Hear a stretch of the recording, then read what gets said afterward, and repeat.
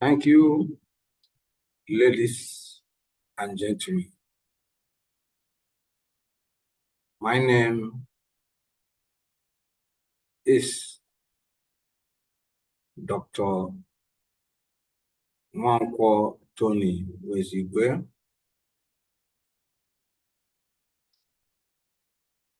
I am an expert historian of Africa and Middle East.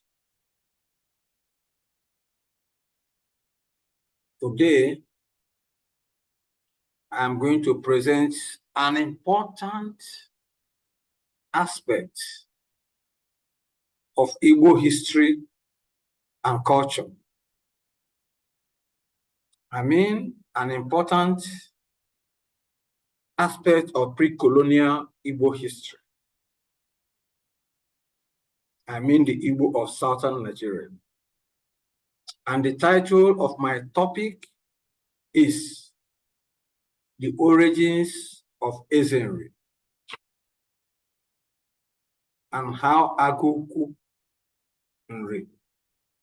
people usurped Kingship from Akamkpisi people.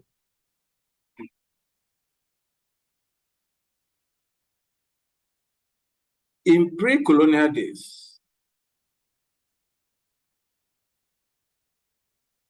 there was no large Igbo kingdom that exerted political power over the people collectively known today as the Igbo, both in the southeast and in the south-south and in north-central. Although the Edo Kingdom of Benin and the Gala Kingdom of Eda had considerable political influence in some parts of Igbo land, these were by no means limited in scope. In other words, their power, their influence did not cover the entire Igbo areas. However, apart from political power, there were some Igbo groups that exercised considerable influence through their specialized activities in those days.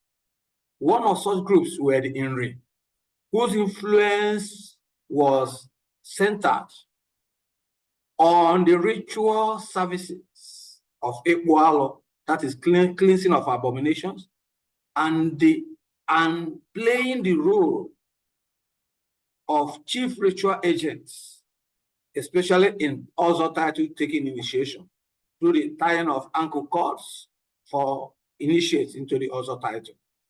Although the Inri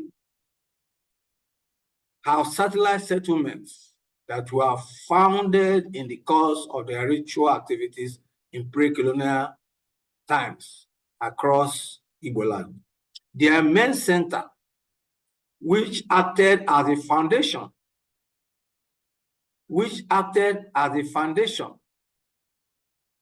of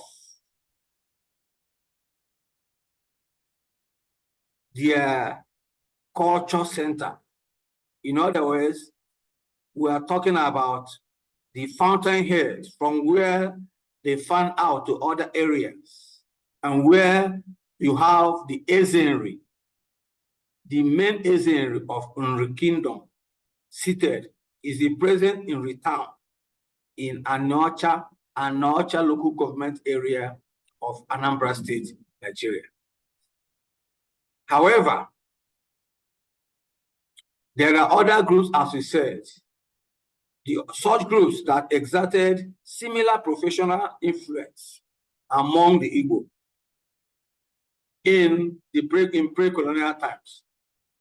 And one of such groups were the Oka blacksmiths, followed by the Nkwere and Abreba blacksmiths. Why Nkwere, Oka is in the present Anambra State, Nkwere is in the present Imo State, and Abreba is in the present Abia State. We also had the Umudioka,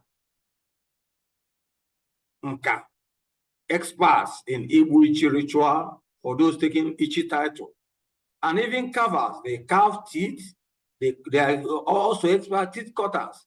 They can refashion your teeth. They could also carve doors and other forms of artistic. In fact, they were the artistic experts of Igbo land. I mean, the Umudioka today identified by the Dunukofia local government area of Anambra State. Added to the above professional groups were the oracle agents who used their oracles as the means of exerting spiritual and economic influence on the people. Among these groups were the Aron with their Ibinu Babi, or what the white men later called Long Juju, Ozuzu, and their Kamalo, Umudioha with their Umunnoha with their Igwekala, and Oka with their Abala. However, among these groups, they stood out as a unique group whose influence not only revolved around a divine kingship known as Ezenri, but was centered on Igbo political system, since also tied to form the framework for social status definition and the political influence among the Igbo in pre-colonial times. This explains why the Nri and their Ezenri attracted enormous attention from the British colonial agents, historians and ethnographers, including anthropologists, and even linguists. They were all attracted to the Nri through the influence of the Ezenri and the activities of Nri people those days. Among these early researchers were Arthur Leonard, not W. Thomas, Percy and Maury Talbot, and M.D.W. Jeffries. These colonial researchers were followed by some other colonial agents who submitted several intelligence reports on the Igbo and on the Nri. All these ones presented the earlier historical sources with which modern scholars were able to reconstruct the past activities of Nri people. These earlier scholars were followed by the archaeologist Tostan Shaw, who excavated the Agukwu archaeological sites. We also have Richard Henderson, who worked on the Onitsha Igbo history and kinship. We also have Michael Onwejogu and Glo Onwejogu, who worked on the Nri hegemony, and also Emmanuel Ifesia, who also worked on the Orere, and not, of course, the present speaker, Nwankwo Nwezigwe, was also one of the follow-up researchers on the history and culture of Igbo, seen from the spectacle of the Ezenri and Nri ritual agents. Ironically, the Ezenri, even though ritual in character and role, had not been free from disputes at every point of succession. This may surprise a lot of people. And to understand the root of this dispute, over time, we must first look at the origin of Nri through a brief history of Nri town. So let us look at first the history of Nri town as it stands today. The present Nri town is made up of two major quarters: Ikenga, formerly known as Akamkpisi, and still referred to as Akamkpisi, and Agukwu. Each quarter has 3 villages with a number of major and minor kindred. In the Ikenga quarters, we have Ekwenanyeka, Urofolo, and Diodo. While in Agukwu, we have Obagu, Urochi, and Abadan. In terms of origin, Nri town is made up of 2 Aboriginal groups. Aguleri immigrants, 2 Aboriginal groups, yes, followed by Aguleri immigrants, who dominate today in population, and a little vagrant from Nimo, their next door neighbor. The first Aboriginal group, who claims amnesia of their origins, are the Umudiana kindred in Ekwenanyeka. This group is popularly known as Adama and they are the fountain of the ritual authority exercised today, both in the past and today, by the Asen and other ritual agents. In other words, the Adama are the custodians of the Ekwalo, also title taking an Eguaro, that's declaration of yearly Igbo calendar. The Umude and Adama are also found in Adazin, the next, the southern border to the southern, border town to return, where they constitute the original settlers as well. In other words, both in return and Adazin town, the Umudeana constitute the original owners of the land before other immigrants started coming to join them. The second Aboriginal group is the Usurped kindred of Diodo village in the Ikenga quarters. The Usurped are also known as Aban. They are the original custodians of Idemili deity, which is domiciled at Ezu Idemili, popularly known today as Agulu Lake, and also known as Ezu Oyetolo.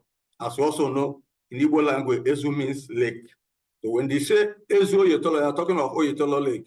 We are talking of Ezu Idemili, they are talking of Idemili Lake. They too claim amnesia, like the Umudiana. In other words, they have forgotten the history of their migration and settlements. They've forgotten the memory of how they came to settle in that, in their present location. The Umusebe, incidentally, are also found across the lake in the present Umuwele village in Agolo town. The Agulere immigrants include the two waves of immigrants. The first moved from Agulere to Achala town in Okano local government area of the present Anambra state, where they settled for some years. Following misunderstandings among them, a section broke away and migrated further south, and consequently founded the present Diodo village of Ikenga. The second order section later, in other words, when they founded the Diodo village, they joined the Umusebe, the Umusebe, the Abana, who were already settled there. The second order section later left Achala and trailed the Diodo group to present in return, where they founded the present Ekonanyika and Urofolo villages of Ikenga, respectively. In other words, this second group, while the first group Diodo joined Abana, Aborigines, the second group from Achala joined the Umude and Adama group, who are today found in Ekonanyika village. That was actually the situation. According to oral tradition, the cause of the misunderstanding was the decision of the leader of the migrating group to marry an Achala woman named Odoma. He was eventually nicknamed Diodoma, Odoma's wife, which subsequently became the name of his village, later shortened to Diodo. It was indeed in respect of this Achala connection that Diodo village is sometimes referred to as Diodo Achala. In fact, one of the kindred that situates on the link road from Ekonanyika and Urofolo to Diodo is known as Ozo Achala village, meaning road to Achala. The second wave, which subsequently constituted the present Agukwu, removed from Agulere to Ubene town, also in the present Okano local government area, where they settled in a section known as Agukwu. This explains why the Agukwu people were originally known as Agukwu Ubene before changing to Agukwu. The group later migrated from Ubene to Nri under the leadership of Obo, who is said to have founded Obago village, where the Kengari people, subsequently gave them to the, where the Ikenga, the already settled Ikenga, the present Akamkpisi people, subsequently gave the northern portion of their land, of their farmland, known as Obago, which borders Enugu and Nise towns, to them, just by Ngene River. Once between Ngene River, we divide Enugu and we separate Enugu and Nri town. So around that side, they settled. Hence, the village is known as Obago. In other words, translated in Igbo, it means forest settlement. In fact, according to oral tradition, it was from Obango that the two other villages, Uroji and Abadana, were later formed. Realike is reported to have founded Uroji village, which, in other words, a board of Iroko trees. There were numerous Iroko trees there. Iroko trees. Hence, it is known as Uroji, a board of Iroko trees.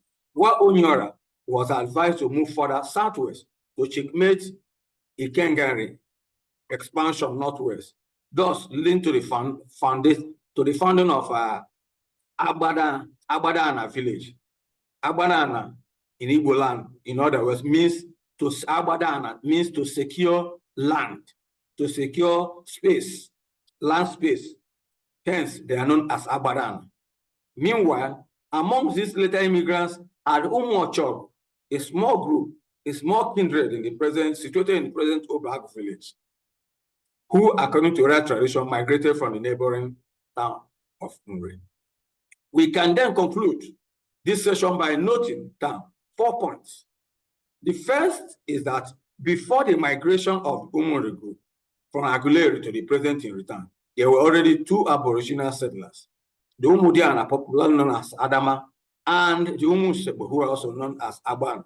The second point is that these aboriginal settlers have lost the memory of where their ancestors migrated from, and this is explained by the antiquity of their settlements. In other words, they've lived so long that they've forgotten how their ancestors migrated, where they migrated from, and how they came to settle in their present home.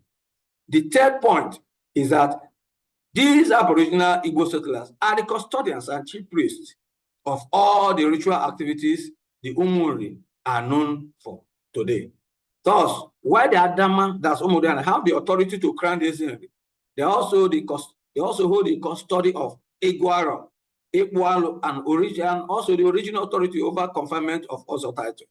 The Umusebe possesses the chief priesthood of Idemili deity located at Ezu Idemili. That is what is known today as Aglu Lake, which is also the source of Idemili River.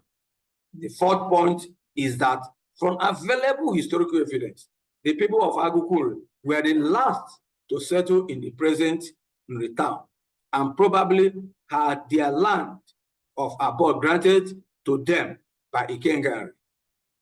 The question then is, how did the last immigrants to settle in Inri eventually appropriate the Ezenri title or Ezenri throne or Nri kingship from the first settlers for centuries up to this moment? That is the question. That is the next move. That is the area we're now going. From original oral evidence of Umuri presented by Kengari and Orede and backed by Northcote W. Thomas, the earliest colonial ethnographer, to carry out a detailed investigation of the Ezenri institution, and Nri people and the activities, including other Igbo areas, both west and east. According to him, the first Ezenri was named Nrinamoke Ubodudu Akamkpisi from Diodo village in the present Ikengari. Although Ikengari tradition states that there were other six Ezenri that reigned after Nrinamoke, who bore the same name, Namoke. In other words, they had Namoke the first, known as Ubodudu Akamkpisi, who was also followed by the other, by six other Ezenri people that reigned after him. So, according to their tradition, although Northcote Thomas recorded only one Namoke, according to Akamkpisi, that's Ikengari tradition, six other Namoke reigned after the first king, Nrinamoke Ubodudu Akamkpisi. However, there was an attempt by Agukwu Nri people to introduce a fictitious Ezenri into the king list, named in Infekwane as the first Ezenri, in connivance with Professor Onwejogu, who, well, although from Ibuzo in Delta State, which incidentally is my Kuta, traced his descendants to Agukwu. Unfortunately for both Agukwu and Onwejogu, there was a fundamental disagreement between them. This fundamental agreement clearly betrayed the conspiracy of that forgery. In other words, from the disagreement, we were able to now confirm the assertion that Ifekwanem was actually a forgery put there by Professor Onwejogu and Agukwu people in order to give them a more historical basis of retaining the Ezenri title. This fundamental disagreement, as we said, is anchored on the fact that while Professor Onwejogu claimed in Ifekwanem to be the first Ezenri, followed by Rinamoke, the Agukwu claim, on the other hand, presents in Rinamoke and in Ifekwanem as people who reign at the same time. In other words, concurrently. Rinamoke reigning at the same time at Diodo Akamkpisi, while Ifekwanem also reigns at the same time at Agukwu. In other words, there were two first kings at that time, at the initial stage. That's according to Agukwu tradition. Both Ezenri reigned at the same time, as we said, but separately in their various homes. Ifekwanem is also the only past Ezenri without a traditional identifiable palace. In other words, all the other past Ezenri from Rinamoke, Ugodakonme to the present, to present already they had their palaces, their old palaces, the ruins of their palaces recorded and identified. Only in Ifekwanem has no such palace. In addition, all the other Ezenri kings that reigned after Ugodakonme also had they have identified villages. I mean the village from where they originated. But Ifekwanem had no such village. So that's also one of the reasons why we see in Ifekwanem as a forgery, as an addition which has no historical basis. Then there is also the tradition of how Rinamoke emerged as first Ezenri, but there's no such tradition for Ifekwanem. In other words, there is a tradition on how the first Ezenri, named Rinamoke, emerged as the first Ezenri. There's no actual recorded history, both in tradition and written, that proves that, that portrayed how Ifekwanem became, crowned as Ezenri of Agukwu, or Ezenri of the people in history. So that again established the fact that in Rinamoke, Ifekwanem was a forgery and never existed. The question there is, if Rinamoke is now accepted as the first king, how did he emerge? What were the circumstances that brought him, that made him to become the first Ezenri? What were the processes? What were the historical concepts that led to the creation of kingship that eventually made Rinamoke Ogodudu Akakonme the first Ezenri? This question is pertinent because establishing the first Ezenri defines the beginning of kingship. According to tradition, as narrated by the Adam of Modern, the Aborigines, who are the Aborigines of Freetown, when the immigrants from Aguilera decided to get involved in their ritual activities by traveling to other towns to market the products, Umudiana requested that they should elect their king, who should directly be answerable to them and coordinate their activities. That was how, actually, by tradition, how the Ezenri, started. And then to select their king, there must be either selection or by election or whatever. And when we talk of selection, when we talk of election in whatever manner in the traditional Igbo society, it means that such position is contestable. it has to be contested by many other people. The means, the mode of elections the mode of selection election might differ. But the point is that the issue of selection, the issue of election or whatever, means that such a position must be contested. According to Adamu Mudian, the contest was actually so serious that Adamu Mudian decided to consult a powerful Igala native daughter, a diviner living at Agulere, who is known as Ezora, the home from which they migrated to their present home. In fact, that native daughter was, in fact, was the progenitor, the forefather of the present Umwezora village in Enugu Agulere. To resolve the interestingly, this is the same Umwezora that's claiming to be the headship of Igbo and link between Igbo and Israel and creation of one Obuga. These are all part of the forgeries we're having in Igbo history today because of selfish ends. That is one of the riddles of Igbo history, which still has to be debunked.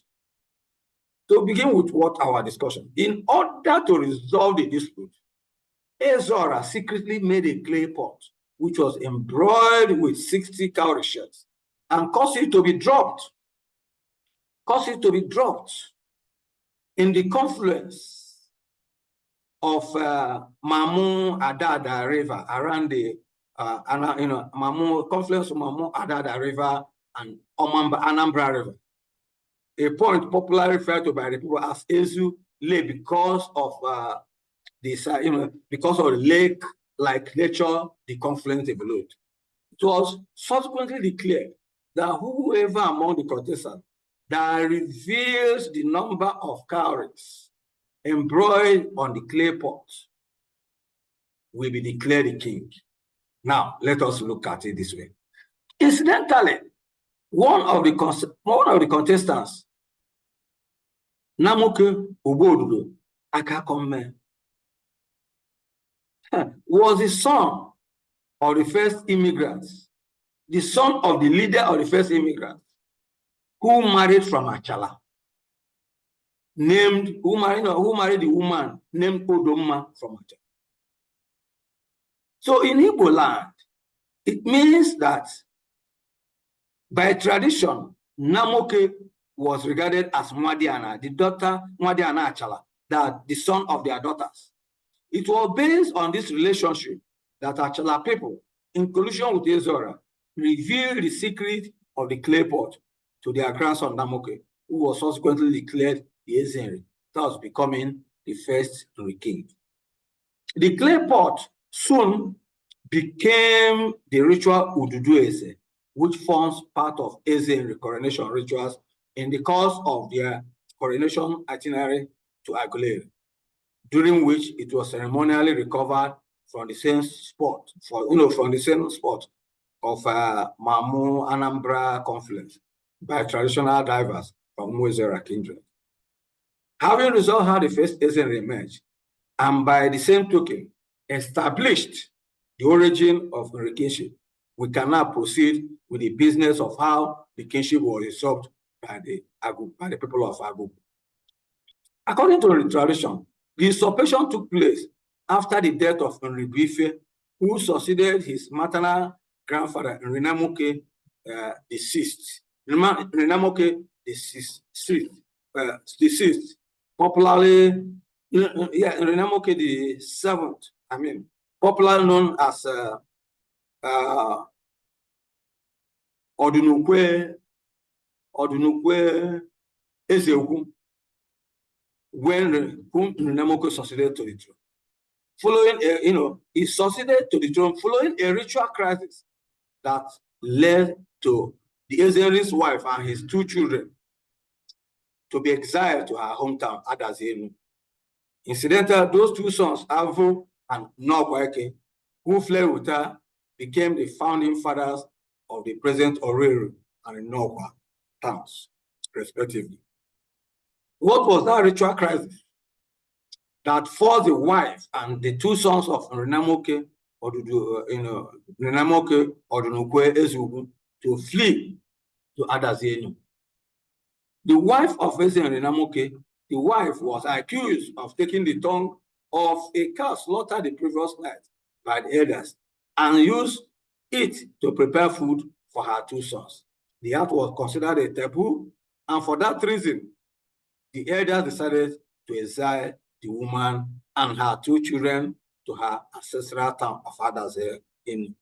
With his wife and 2 sons exiled in Renamoke, Odunukwe Ezugwu decided to adopt his grandson, Nwadian Nabife, shortened to Bife, the son of his daughter, married to Agukwu as his customary son. Thereafter, to compensate in Renamoke, Odunukwe Ezugwu, as he was known, the elders of Nri decided to request the Adama, who are the kingmakers, to now take Bife as the successor to his grandfather, to his maternal grandfather, but on the condition that he must reign at Akamkpisi, not at his paternal village of Agukwu. And this explains why today the old site of Nribife's palace is situated at Akamkpisi, his maternal grandfather's village, and not at his Agukwu, his paternal grandfather's village. How then did the throne move to Agukwu after the death of Renamoke Odunukwe? Odunukwe Ezugwu. That is the issue now. It happened that even though Nribuife reigned officially as an indigene of Akamkpisi, he surrendered himself with his paternal kinsmen from Agukwu as his aides. Thus, when Nribuife died, these Agukwu men decided to usurp the throne by taking hold of the Ofonalo, the symbol of Asian authority, which is often ceremonially handed over to a new Asian on coronation by the Adama. The dispute over the refusal of Agukwu people to hand over the Ofonalo to the Adama lasted for 7 years before it was resolved that the Asian throne should be rotating between Akamkpisi and Agukwu. It was indeed from that point that the custom of 7-year interregnum was adopted, since it was believed that Nribuife remained Ezenri during the 7 years the dispute lasted. Furthermore, it's from that point that disputes became part of succession to Ezenri, because the Agukwu usurpers will not agree at the initial stage on the process of selection, even among themselves. For instance, Henry Engwelani was in a protracted dispute with Nwambu before the latter was compelled to back out. Similarly, in 1937, the same dispute emerged between Rijiofo II, Tabansi Udeni, and Okpoko, both of them claiming to be Ezenri until Okpoko's death in 1943. And not quite long ago, the dispute centered around Engineer Onyeso of Obago village of Agukwu, who reigned as Asen Engwala II, and Nze Peter Chukwukadibia Ogunmo of Diodo village of Akamkpisi, who reigned as Nrinamoke VIII. However, with time, Agukwu people agreed to retain the kingship among their 3 sections, Obago, Uroji, and Abadana. With this conspiracy, they succeeded in shutting out Akamkpisi people from the kingship for centuries, until the reign of Ezenri Rijiofo II, Tabansi Udeni, when Akamkpisi people resolved to retrieve the usurped throne from Agukwu people. It should be noted that the Ezenri was never recognized officially as a traditional king throughout the colonial period and even after, until 1976, when the then Anambra State Military Administration introduced the present traditional relationship system. Indeed, when the eastern region of Nigeria introduced the House of Chiefs in 1960, Osita Aguna blocked every chance for the Ezenri to become, for Nritabansi to become the recognized, king of Umunri people. Instead, he connived with, using his position as a former Zikist And as a member of NCNC, he connived with the two other Umuri towns, Northia and Enugu, to declare himself the clan head of Umuri clan of Umuri. From then, which gave him the right, got him elected the right to represent the Umuri clan in the Eastern House of Chiefs. And that was indeed how he became, how adopted the title Ezenugu and Igwe Umuri. Thus, until 1976, Ezen for Tabansi Udene was never a government-recognized traditional. It was from that point that the people of Akamkpisi decided to fight to regain their lost kingship from Agukwu Usurped. Thus began the present dispute over Asen throne between Akamkpisi, the original inheritor, and Agukwu, the present usurper. How this dispute unfolded from 1975, when the announcement was made by the military governor, Brigadier General John Akamkpisi, followed by passing into law of the Anambra State Military Government Edict number 8 of 1976, through the death of Ezen for Tabansi Udene in 1979 to the present stage of dispute, we form our next part. Thank you.